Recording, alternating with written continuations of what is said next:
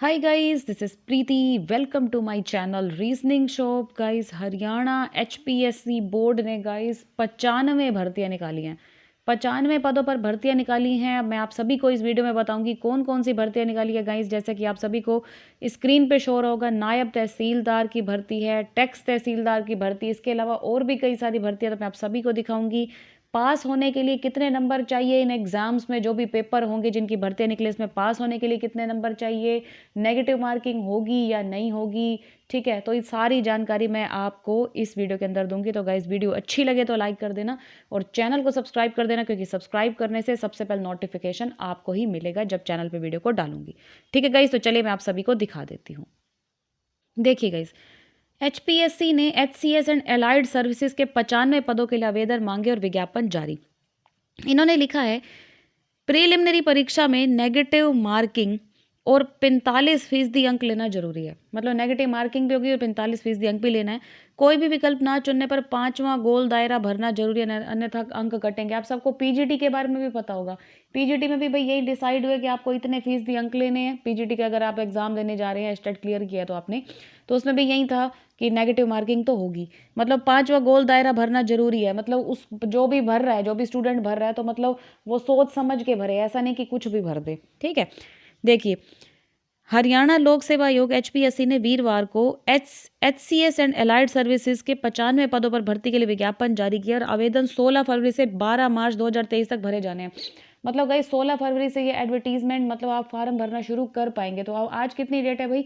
आज है गाइज आपकी 10 तारीख। मतलब 16 से स्टार्ट होने वाली है। पहले से ही जो है ये नोटिफिकेशन, ये न्यूज़ आ चुकी है। अगर इस भर्ती प्रक्रिया में कोई अड़चन नहीं आई तो यह भर्ती इसी साल हो जाएगी। अभी कुछ दिन पहले एचपीएससी ने एचसीएस एंड एलाइड सर्विसेज के पदों के चयन पर जारी किया था। अब नई भर्ती के लिए आयोग ने प्रीलिमिनरी परीक्षा में नेगेटिव मार्किंग के साथ साथ न्यूनतम, मतलब कम से कम जो है 45% अंक लेना भाई जरूरी किया है। अगर कोई उम्मीदवार किसी प्रश्न के 4 विकल्पों में से कोई नहीं चुनता है तो उसे 5वां गोला दायरा भरना होगा। अगर 5वां गोल दायरा नहीं भरा तो नेगेटिव मार्किंग के तौर पर 0.25 अंक कटेंगे। समझ गए? मतलब 1/4 मार्क्स जो आपके कटेंगे। उत्तर गलत हुआ तो भी 0.25 अंक कटेंगे। इस भर्ती की दैनिक सवेरा ने पहले ही जानकारी दी थी। अब देखो कौन कौन से पेपर हैं भाई। प्रीलिमिनरी परीक्षा में 2 पेपर होंगे। पहले के आधार पर परिणाम जारी होगा, मगर दूसरे में न्यूनतम 33% अंक जरूरी। देखो एचपीएससी ने कौन कौन से 95 पदों के लिए भर्ती प्रक्रिया शुरू की है। देखो इन्होंने लिखा है, पहले तो एचसीएस के कार्यकारी ब्रांच के 10, मतलब एचसीएस के 10 पद हैं, 10 पोस्ट हैं।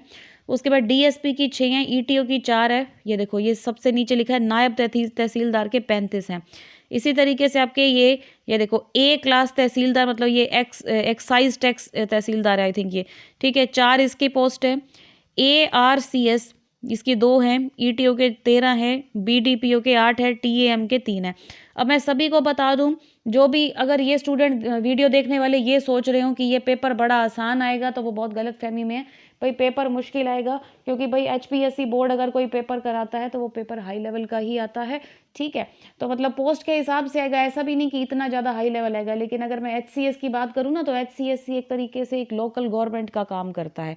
ठीक है, तो मतलब वहाँ पर तो मतलब पेपर ज़्यादा हाई होता है। तो आप ध्यान से भाई देख लेना, भाई हर चीज़ का लेवल हाई रहेगा। चाहे कोई रीजनिंग हो, चाहे मैथ हो, क्वेश्चंस का लेवल हाई रहेगा। ठीक है, तो आपको इसकी अच्छे से तैयारी करनी पड़ेगी, मैं बता दूं। क्योंकि अगर आपका पेपर एचएसएससी लेता है तो पेपर इजी होता है, अगर एचपीएससी लेते हैं तो पेपर मुश्किल होता है। आयोग ने स्पष्ट किया कि पदों की संख्या कम ज़्यादा हो सकती है, नियमों में भी बदलाव हो सकता है। आयोग ने कहा कि प्रीलिमिनरी परीक्षा में 2 पेपर होंगे। पहले पेपर में जनरल स्टडीज पेपर के 100 अंक होंगे, जबकि दूसरे पेपर में सिविल सर्विसेज एप्टीट्यूड टेस्ट के 100 अंक होंगे। दोनों मल्टीपल चॉइस के होंगे। पेपर 2 में न्यूनतम 33% अंक लेना जरूरी है, मगर प्रीलिमिनरी परीक्षा का रिजल्ट पहले पेपर में दिए गए नंबरों के आधार पर होगा। इसके लिए दूसरे पेपर में न्यूनतम 33% अंक होने जरूरी है और दूसरे पेपर के अंक कहीं भी गिने नहीं जाएंगे। इस परिणाम के आधार पर कुल पदों की संख्या का 12 गुना को मेरिट आधार पर मुख्य परीक्षा के लिए बुलाया जाएगा।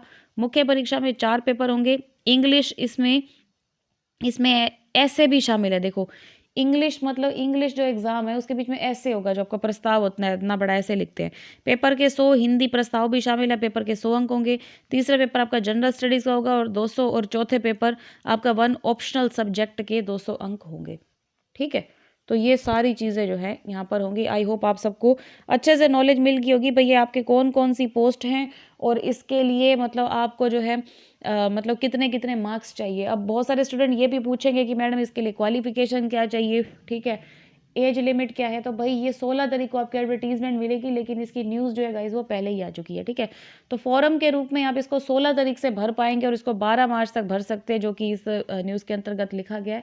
तो भाई जब ये एडवर्टीजमेंट आएगी तो उसमें आपको सारी इन्फॉर्मेशन मिल जाएगी कि इसमें आपकी मतलब जो क्वालिफिकेशन है वो क्या होनी चाहिए, आपकी एज लिमिट क्या होनी चाहिए, फॉरम की फ़ीस क्या है, सब कुछ आपको पता चल जाएगा, ठीक है गाइस।